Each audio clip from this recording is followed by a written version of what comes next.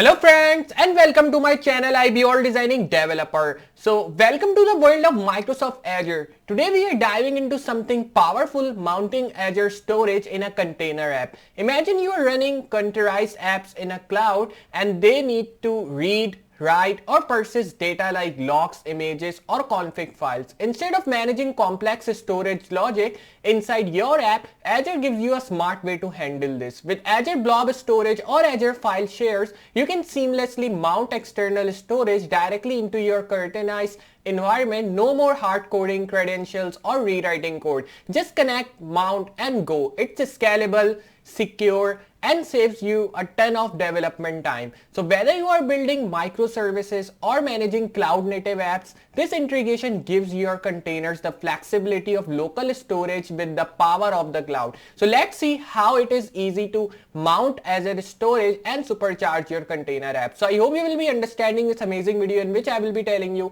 how you can use Microsoft Azure by maintaining it in storage in a container app. So if you understand this amazing video and if you enjoy this tutorial, so remember to hit a like, and if you're new on this channel, want to see more videos like this, so remember to subscribe, and after subscribing hit notification bell so you can get the notifications of all my videos which I will be uploading in future. So now what we are waiting for, let's move to computer screen and let's get dive into it.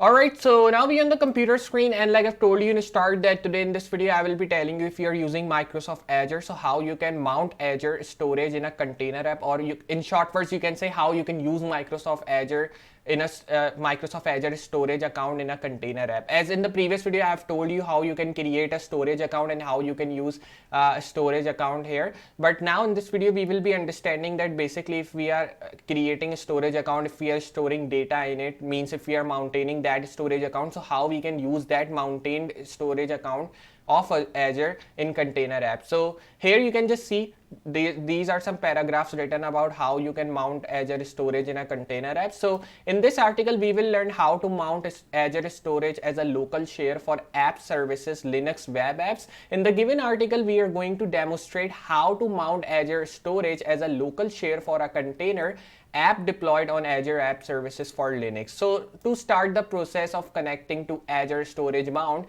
you click on configuration. Once you are inside the configuration blade, you now click on path mapping. So there are some paragraphs written about how you can mount Azure storage in a container app, and in short words if I tell you that how you can mount Azure storage in a container app, so basically to mount Azure storage as a local share for app services, we need to use Linux web apps, and normally if we use Linux web apps, so for that we need to use Linux operating system as well. But if you're using Windows operating system, so you can just use Azure storage as a local share for app services in Windows, and you can mount that Azure storage in a Windows app normally. So in the given article we will be going to demonstrate, means we will be understanding that basically how we can mount Azure storage as a local share for a container app deployed on Azure App Services, but not for Linux, for Windows, because obviously many people which they are seeing my videos, like if you are seeing your my video, so obviously you will be using Windows, I think, yeah,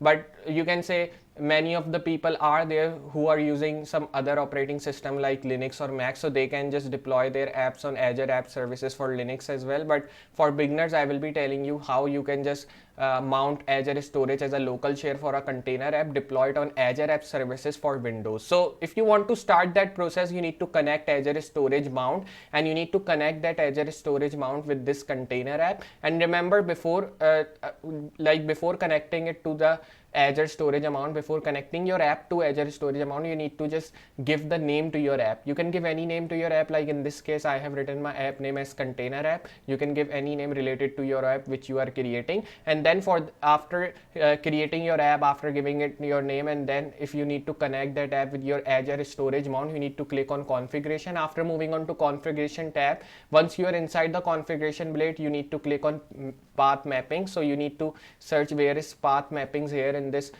configuration blade, which you will be getting in this configuration tab here. After finding that, you need to press on that path mapping so that you can make your setting good. And after making your setting perfect, to connect container app or normal app with this Azure storage here, or mount storage. So for that we are doing that, and here is the diagram how we can just move on to configuration tab. When you will be moving on to configuration, you will be getting this same thing as I am getting in this diagram. Moving on to application settings, then you will be moving on to path mappings.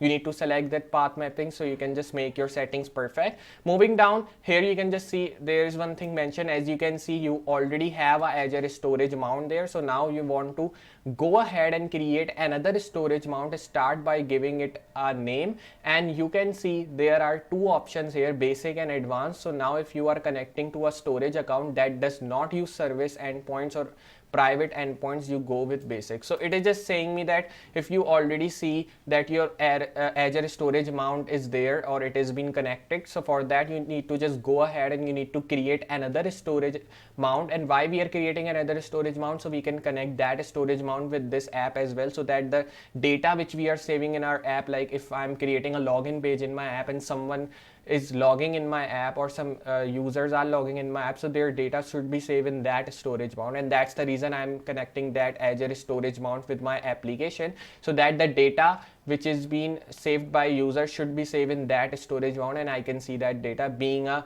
developer of that application. So start by giving it a name. You need to just give the name to your storage mount which you are creating, because as I told you, you need to create another storage mount. You can give any name to your storage mount. Just remember, name should be similar as the data is saving. Like if I'm saving login credentials there, so I will be giving my storage mount name as login credentials, or you can give any other name if you are saving data related to any other field. And then you can see there are two options here, and two options will be basic and advanced. So you need to select basic and advanced by just remembering the data which you will be saving. Like if you want to save more data, like as you can say a company data, so for that you can select advanced. If you want to save small data like basic data, so you can just select basic for that. And now if you are connecting to a storage account that does not use the service endpoints or private endpoints, you will go with basic. So if you are using that storage account which does not have any service endpoints or any private endpoints, so you can again go with basic, which is another you can say thing.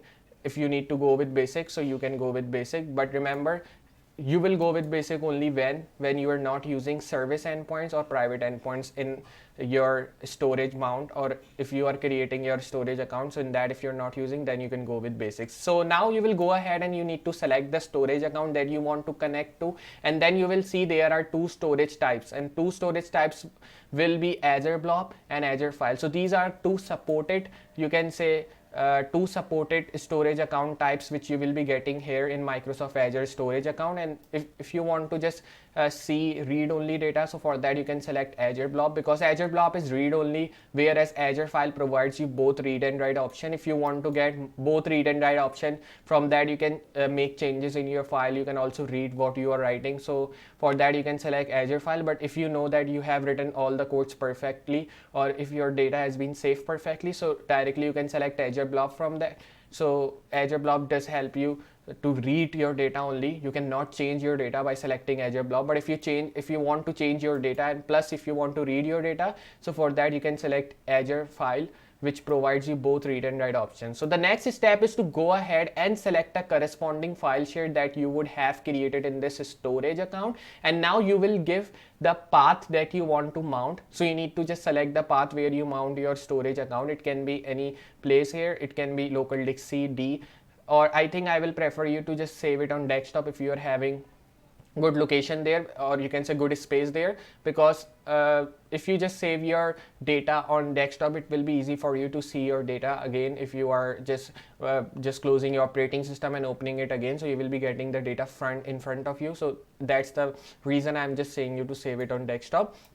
And another important point is, if you click on this small I option which you will be getting here next to the mount path, Azure gives you in terms helpful hints on what's valid and what's an invalid mount path. You go ahead and click on OK. So if you don't understand that basically how we need to select a mount path here when we are creating a storage account, so you can just press I option which you will be getting next to mount path when you will be selecting it. So after selecting that I option, Azure will gives you helpful hints, and hints will be about like what's valid and what's an invalid mount path which you need to select. So from that hints as well, you can just select your mount path, and after that you can just go ahead and click on OK. After creating your mount, like after giving the location to your mount path, you will be getting this type of, you can say, diagram here. You will be getting the name, means it will be saying you to give the name to your storage mount.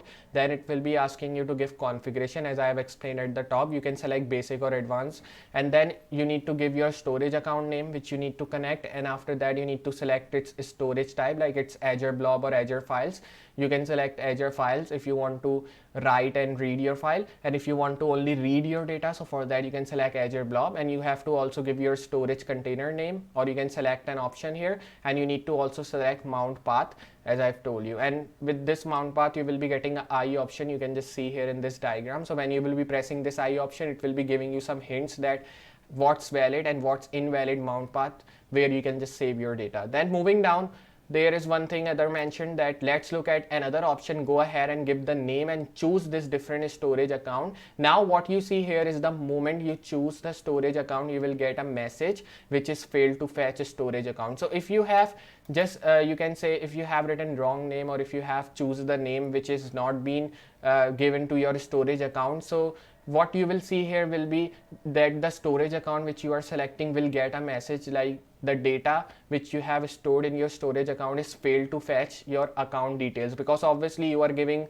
other name to your storage container, so it cannot fetch data from there. You need to give same name to your storage mountain blob which you are giving to your storage account. Remember, don't give different names to your storage blob account. If you do that, so you will be getting an error, as I have told you at the top. Then here one thing is other mentioned, that now the reason behind this error will be the storage account behind the scene that uses a private endpoint. So now we need to select Azure Files, and we need to click on advanced. You will give a share name, and then again we'll give a share path, and you have to click on OK for that. And now come back and click on save. Before you click on save, another important point is to understand here is you can see that you have connected two different storage accounts, and you can have up to 5 mounts there, which could be from different storage accounts obviously. And again you do have the option where your app service web app is integrated to a VNet, and you can connect to storage account using service endpoints or private endpoints. And for that you need to select advanced option, as I've told you, but you can also connect to storage accounts which do not use service endpoints or private endpoints, and for that you need to select basic option. Go ahead and click on save. Remember, when you click on save, your app will be get restarted, and that's the way how you can create a storage account here in a container app, and you can use it. So moving down, there is another diagram in which it is showing me configuration, how you can save your storage account in a container app here. And now let's see how it looks in storage account, where you will be able to use a private endpoint. So when you will be clicking on network option, this will be where it goes, and ahead of configuration the private endpoint of your storage account will also be shown here, like in this diagram. And in terms, if you need to configure and firewall the virtual network, so for that you have to select on selected networks and click on. But a very important point is to understand that there is a web app and the sorry for that. So this is the thing that you need to understand. Here is your web app and the storage account that you need to be in the same virtual network.